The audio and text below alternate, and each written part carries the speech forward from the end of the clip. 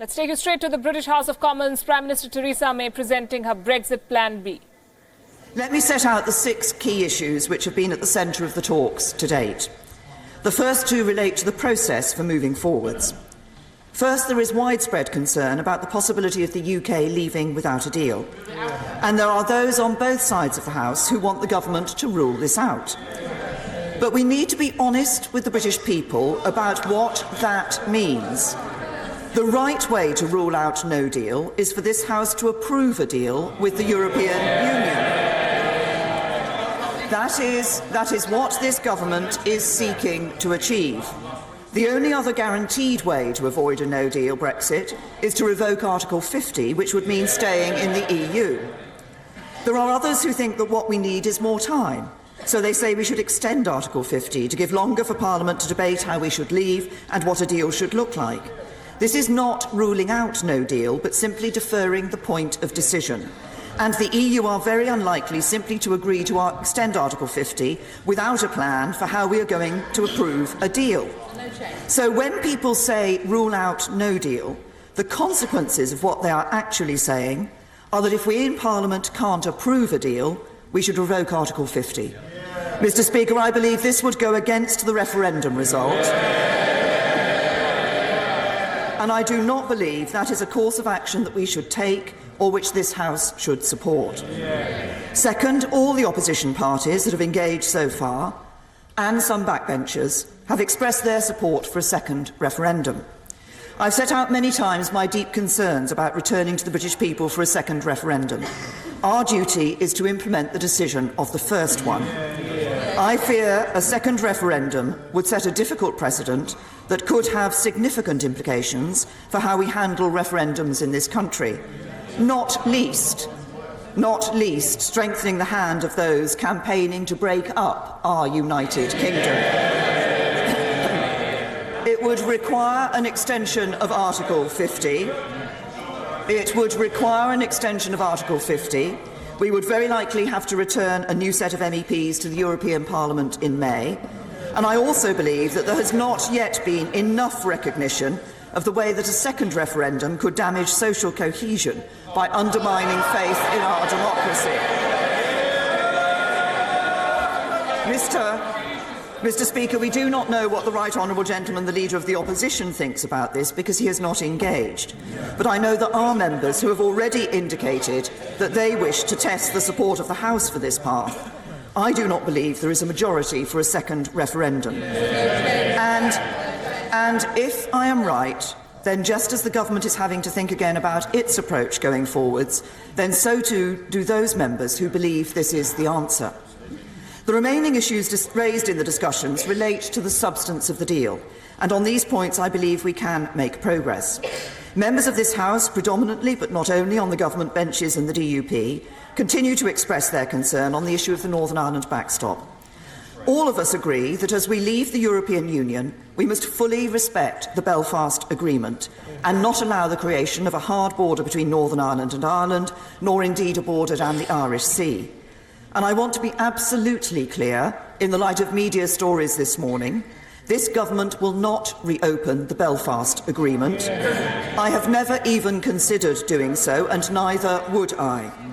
With regard to the backstop, despite the changes we have previously agreed, there remain 2 core issues: the fear that we could be trapped in it permanently, and concerns over its potential impact on our union if Northern Ireland is treated differently from the rest of the UK. So I will be talking further this week to colleagues, including in the DUP, to consider how we might meet our obligations to the people of Northern Ireland and Ireland in a way that can command the greatest possible support in the House. And I will then take the conclusions of those discussions back to the EU. From other parts of this House, concerns have also been raised over the political declaration. In particular, these have focused on a wish for further precision around the future relationship.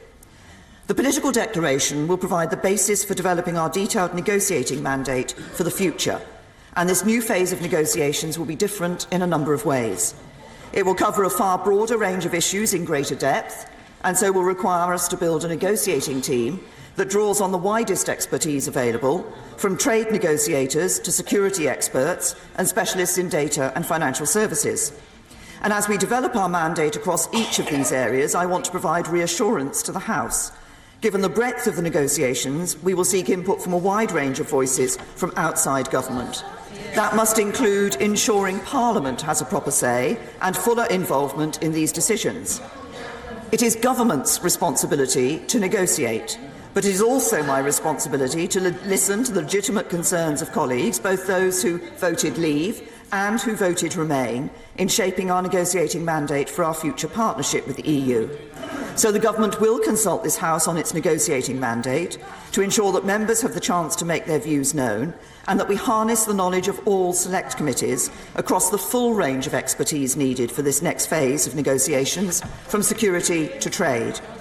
This will also strengthen the government's hand in the negotiations, giving the EU confidence about our position and avoiding leaving the bulk of parliamentary debate to a point when we're under huge time pressure to ratify. Now, I know that to date Parliament has not felt it has enough visibility of the government's position as it has been developed and negotiated. It has sought documents through humble addresses, but that mechanism cannot take into account the fact that some information, when made public, could weaken the UK's negotiating hand. So as the negotiations progress, we will also look to deliver confidential committee sessions that can ensure Parliament has the most up-to-date information whilst not undermining the negotiations. And we will regularly update the House, in particular before the 6 monthly review points with the EU foreseen in the agreement. While it will always be for Her Majesty's government to negotiate for the whole of the UK, we are also committed to giving the devolved administrations an enhanced role in the next phase, respecting their competence and vital interests in these negotiations. I hope to meet both First Ministers in the course of this week and will use the opportunity to discuss this further with them. And we will also look for further ways to engage elected representatives from Northern Ireland and regional representatives in England. And finally, we will reach out beyond this House and engage more deeply with businesses, civil society and trade unions. Fifth, honourable members from across the House have raised strong views that our exit from the EU should not lead to a reduction in our social and environmental standards, and in particular workers' rights. So I will ensure that we provide Parliament with a guarantee that not only will we not erode protection for workers' rights and the environment, but we will ensure this country leads the way. To that end, my right honourable friend, the Business Secretary, indicated the government's support for the proposed amendment to the meaningful vote put down by the honourable member for Bassett-Law, including that Parliament should be able to consider any changes made by the EU in these areas in future. My right honourable friend and others will work with members across the House, businesses and trade unions to develop proposals that give effect to this amendment, including looking at legislation where necessary. Sixth, and crucially, a number of members have made powerful representations about the anxieties facing EU citizens in the UK and UK citizens in the EU who are waiting to have their status confirmed. We have already committed to ensuring that EU citizens in the UK will be able to stay and to continue to access in-country benefits and services on broadly the same terms as now in both a deal and a no-deal scenario. Indeed, the next phase of testing of the scheme for EU nationals to confirm their status has launched today. And having listened to concerns from members and organisations like the 3 Million Group, I can confirm today that when we roll out the scheme in full on the 30th of March, the government will waive the application fee so that there is no financial barrier. So there is no financial barrier for any EU nationals who wish to stay.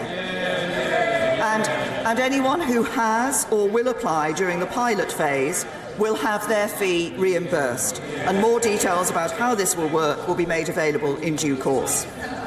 Some EU member states have similarly guaranteed the rights of British nationals in a no-deal scenario, and we will step up our efforts to ensure that they all do so.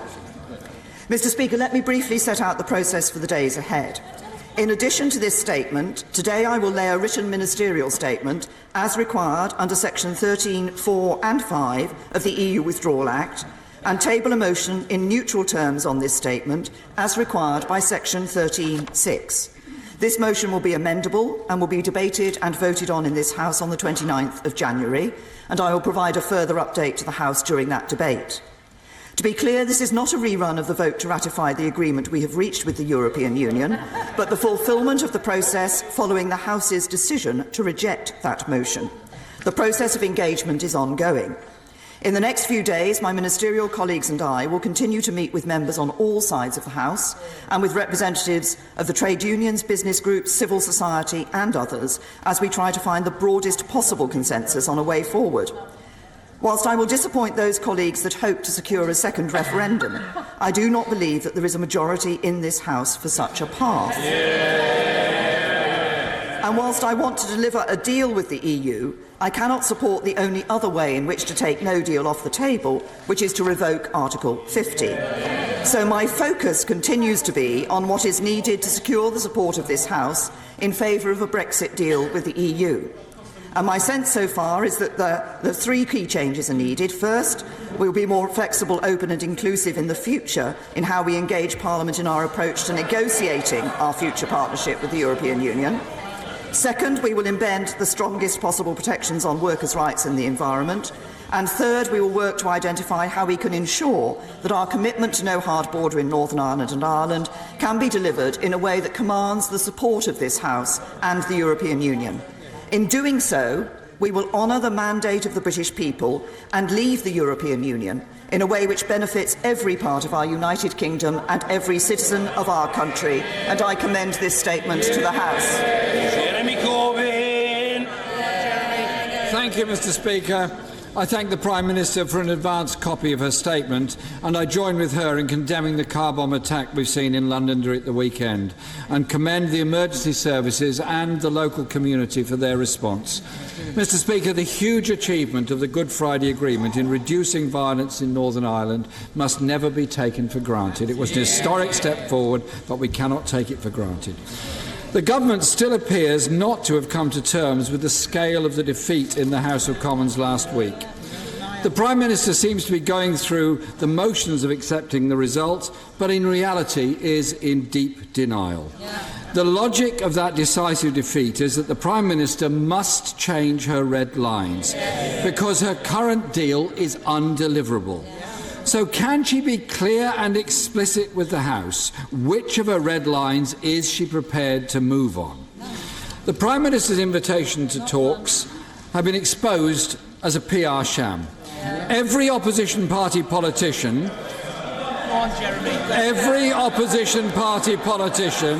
came out of those meetings with the same response. Contrary to what the Prime Minister has just said, there was no flexibility, there were no negotiations, nothing has changed. Order. The Prime Minister was heard, and when there was noise, I called for it to stop. And the same must apply to the Leader of the Opposition. No one in this chamber will shout the right honourable gentleman down. Don't even bother trying, you're wasting your breath. Jeremy Corbyn. Thank you, Mr. Speaker. But I do welcome the commitment of that the fee for EU citizens to apply for settled status will be waived. Mr. Speaker, the Prime Minister was fond of saying that this is the best possible deal on the table. It is the only possible deal on the table. But our EU negotiating partners are clear, and I quote, "Unanimously, the European Council have always said that if the UK chooses to shift its red lines in the future to go beyond a simple free trade agreement, then the EU will be immediately ready to give a favourable response." The House voted to hold the referendum. It also voted to trigger Article 50. There is a clear majority of this House to support a deal in principle and to respect the referendum result. But it requires the Prime Minister to face reality and accept her deal has been comprehensively defeated. Instead, we now understand the Prime Minister is going back to Europe to seek concessions on the backstop. Can I ask the Prime Minister this? What is the difference between legal assurances and concessions? What makes her think that what she tried to renegotiate in December will succeed in January? Mr. Speaker, this really does feel a bit like Groundhog Day. So, The first thing she must do is recognise the clear majority in this House against leaving without a deal and rule out no deal and stop the colossal waste of public money planning for an outcome. Questions too must be asked of the Chancellor. He reassured businesses that no deal would be ruled out by the Commons, yet he is sanctioning £4.2 billion to be spent on an option he believes will be ruled out. The Foreign Secretary said last week it was very unrealistic to believe the House of Commons would not find a way to block no deal. Mr. Speaker, can I ask the Prime Minister to meet first with her Chancellor and her Foreign Secretary and see if they can convince her to do what is in her power to rule out no deal? And if she will not do that now, will she confirm to the House that if an amendment passes that rules out no deal, she will implement that instruction? The Prime Minister agreed the backstop because of her pledge to the people of Northern Ireland to avoid a hard border. But no deal would mean a hard border in Ireland and break the Prime Minister's commitment. Is she seriously willing to accept a hard border? But today heralds the start of a democratic process where this House will debate amendments that will determine how we navigate Brexit. Of course the government tried to block us ever getting to this stage. They wanted us to have no democratic scrutiny whatsoever. Labour set out, and I believe there may be a majority in the House, for such a proposal for a new comprehensive customs union with the EU that would include a say, a strong single market deal that delivers frictionless trade, and ensure no race to the bottom on workers' rights or indeed any other of the important regulations and protections we have. We will, as we've said consistently from the beginning, back amendments that seek to rule out the disaster of no deal. And, as we've said, will not rule out the option of a public vote. So, Mr. Speaker, no more phony talks. Parliament will debate and decide. And this time, Mr. Speaker, I hope and expect the government to listen to this House. Thank you, Mr. Speaker. Can I just say to the right honourable gentleman, he says no more phony talks. It would be nice just to have some talks with him. Right, so that's Theresa May's Brexit Plan B. No second referendum, no taking the no-deal Brexit out off the table, and another round of negotiations and consensus building. The opposition, as expected, has slammed this as a PR stunt. The debate goes on. We'll, of course, track the story for you. And now for the latest from the war in Syria. It's a theatre of many proxy wars. In the early hours of Monday, Israel launched a wave of airstrikes against Iranian military premises inside Damascus, the capital of Syria. As Syrian defense batteries responded, witnesses spoke of huge explosions, the loudest they've heard in months. The rivalry between Iran and Israel isn't new. Right now, it's at its peak and could trigger a massive escalation in West Asia. Our bureau chief Daniele Pagani sent us this report. Israeli jet fighters entered Syrian airspace and bombed Iranian premises and Syrian defense batteries in the capital city of Damascus. The main target was an airport located in the southeastern part of the city. The Israeli military said it also hit an Iranian intelligence site, a military training camp, and munition storage warehouses. Trouble flared up during the weekend after Israel said it had intercepted a Syrian missile fired against the Israel-occupied Golan Heights. A popular Israeli ski locality on Mount Hermon remained closed for the day. An amateur video made by a skier caught the interception on camera. Russia's defense control system said that the attack had killed 4 Syrian soldiers and injured 6, and that Syrian defense batteries managed to shoot down at least 30 missiles. Moscow had provided Syria with S-300 surface-to-air missile batteries in October last year after the Syrian army shot down a Russian surveillance aircraft while attacking nearby Israeli jet fighters. The escalation came at a time when Israeli Prime Minister Benjamin Netanyahu was on state's visit, restoring diplomatic relations after 47 years. יש לנו מדיניות קבועה לפגוע בהתבססות האיראנית בסוריה ולפגוע בכל מי שמנסה לפגוע בנו. המדיניות הזאת לא משתנה כשאני בארץ וגם לא כשאני בביקור היסטורי בצ'אד. היא קבועה. Israel is conducting its own parallel conflict in Syria aimed at destroying and containing the Iranian military presence in the country. Tel Aviv has conducted hundreds of military operations within Syria's borders. Last week, Israel claimed an airstrike against what it said was an Iranian weapon cache in Syria. Normally secretive about its military operations abroad, Israel has now become open when it comes to an anti-Iran offensive in Syria. At the request of Damascus, Iran has provided vital military support to Syrian President Bashar al-Assad in his long-running war against various armed rebel factions seeking to overthrow him. Tehran has sent into Syria both regular troops and well-armed militias believed to number tens of thousands. There has been a change on how Israel manages its military operations against Iran in Syria. Now Tel Aviv is very open about it. It claims each and every airstrike, saying that it is actually defending the stability of the region. This means that Israel knows that it is in the position of claiming those kind of attacks because there is no one who is actually stopping it or no one who is actually militarily counter-attacking Israel because of what they're doing inside Syria. This means also that Iran is becoming slowly more and more isolated in the region and has more enemies than allies.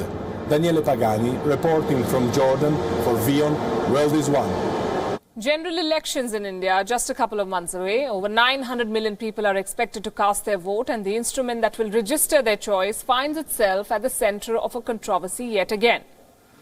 Yes, we are talking about electronic voting machines or EVMs. A US-based, self-proclaimed cyber expert has claimed that the 2014 general election was rigged by the Bharatiya Janata Party. He says the EVMs were tampered with. This expert is called Syed Shuza. He says he was part of the team which designed electronic voting machines. He has expressed willingness to demonstrate how these machines can be hacked. He has even organized a quote-unquote hackathon to show how the machines can be manipulated. The event is currently underway in London. It had an unexpected, or shall we say expected guest, former Telecom Minister of India and senior Congress leader Kapil Sibal. While the organizers of the event have denied any political link, the Indian poll panel has taken suo motu cognizance. The Election Commission has rejected the theory. It has called the EVMs tamper-proof. It released a statement saying, and I'm quoting, ECI has been wary of becoming a party to this motivated slugfest and stands by empirical facts about the foolproof nature of our EVMs. There are rigorous standard operating procedures observed under the supervision of a committee of technical experts. The supervisory body is also examining what legal action can be taken in the matter. Meanwhile, EVMs have been the favorite villain of India's political parties since 2009. 10 years back, senior BJP leader L.K. Advani had said that EVMs were not foolproof. Current BJP spokesperson GVL Narasimha Rao wrote an entire book on the subject in 2010 in which Mr. Advani noted that many countries like Germany had banned the use of electronic voting machines. But after the BJP came to power in 2014 at the centre, opposition parties took up the baton. For the past 5 years, on and off, these opposition parties have been saying that electronic voting machines are being tampered with. The most recent example was when the Aam Aadmi Party and the Congress Party said that EVMs had been tampered with in a recent election. 3% of these machines in Madhya Pradesh experienced glitches during the election in November 2018. There was a string of suspicious incidents in Madhya Pradesh, Chhattisgarh and Rajasthan involving EVMs. 5 days before the counting of votes in these elections, Congress President Rahul Gandhi interestingly tweeted, and I'm quoting here, Congress party workers, it's time to be vigilant. In MP, EVMs behaved strangely after polling. In Modi's India, the EVMs have mysterious powers. Stay alert. But you know what happened 5 days later? The Congress party won in all these states. And it was quick to forget these allegations after they won 114 seats in the 230-strong assembly in Madhya Pradesh in particular.